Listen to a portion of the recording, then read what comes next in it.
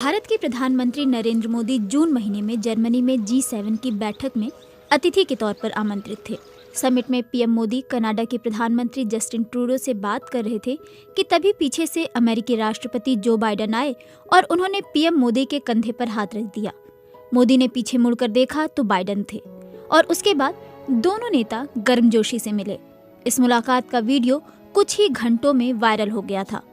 PM Modi के समर्थकों ने इसे भारत के बढ़ते वैश्विक प्रभाव के तौर पर पेश किया था। जानकारी के लिए बता दें कि G7 पहले G8 हुआ करता था, लेकिन 2014 में रूस को इस ग्रुप से बाहर कर दिया गया था।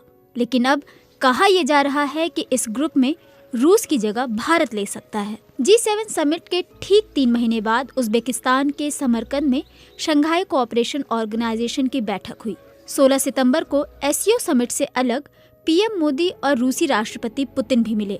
इस मुलाकात में पीएम मोदी ने पुतिन से कहा कि ये दौर युद्ध का नहीं है। ये बात यूक्रेन पर हमले के संदर्भ में कही गई थी। पीएम मोदी की इस टिप्पणी को पश्चिमी देशों ने हाथों हाथ लिया। ऐसा तब जब यूक्रेन पर रूस के हमले को लेकर पश्चिमी देश भारत के रुख से बहुत खुश नहीं थे।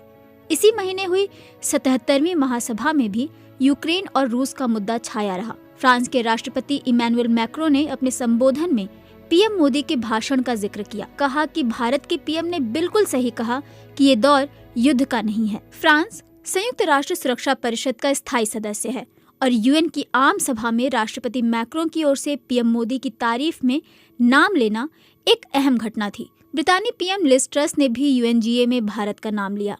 फ्रांस और ब्रिटेन के राष्ट्राध्यक्षों के अलावा जर्मन चांसलर, पुर्तगाल के पीएम, यूक्रेन के राष्ट्रपति, गुयाना के राष्ट्रपति, तुर्की के राष्ट्रपति के साथ ही मैक्सिको और वेनेजुएला के प्रतिनिधियों ने भी UNGA में भारत का नाम लिया। मैक्सिको के विदेश मंत्री ने तो रूस और यूक्रेन के बीच शांति वार्ता के लिए एक समिति बनाने का प्रस्ताव रखा, जिसमें पीएम मोदी पोप फ्रांसिस और संयुक्त राष्ट्र प्रमुख एंटोनियो गुटेरेश को रखने की सलाह दे डाली। वेनेजुएला ने भी इसका समर्थन किया। दूसरी तरफ रूस ने संयुक्त राष्ट्र सुरक्षा परिषद में भारत और ब्राजील की स्थायी सदस्यता का समर्थन किया है। इसके अलावा अमेरिकी राष्ट्रपति जो बाइडेन ने भी UNGA को संबोधित करते हुए कहा था कि सुरक्षा परिषद में अमेरिका भारत की स्थायी सदस्यता का समर्थन करता है। 24 सितंबर को अमेरिकी अखबार न्यूयॉर्क टाइम्स में एक लेख छपा था कि भारत का प्रभाव वैश्विक मंच पर बढ़ रहा है, लेकिन देश के भीतर लोकतंत्र कमजोर हो रहा है। भारत के उभार और मोदी सरकार की उपलब्धि में भारत का दुनिया की 5वीं बड़ी अर्थव्यवस्था बनना प्रमुखता से बताया जा रहा है, लेकिन इसके साथ ही कई विरोधाभास भी जुड़े हैं। संयुक्त राष्ट्र डेवलपमेंट प्रोग्राम ने मानव विकास सूचकांक की एक रिपोर्ट जारी की है। इस रिपोर्ट में कहा गया है कि वैश्विक रैंकिंग में भारत साल 2020 में 130वें पायदान पर था और 2021 में 132वें पायदान पर आ गया है। वहीं भारत, जापान, अमेरिका और इंडोनेशिया में ऑस्ट्रेलिया के राजदूत रहे जॉन मैकार्थी ने 21 सितंबर को फाइनेंशियल रिव्यू में लिखा कि मोदी के नेतृत्व में भारत एक वैश्विक शक्ति के रूप में उभर रहा है। जॉन मैकार्थी ने लिखा है कि जब मोदी ने पुतिन से कहा कि अभी युद्ध का दौर नहीं है, तो उन्होंने बड़े आराम से रूसी राष्ट्रपति से दूरी बना ली।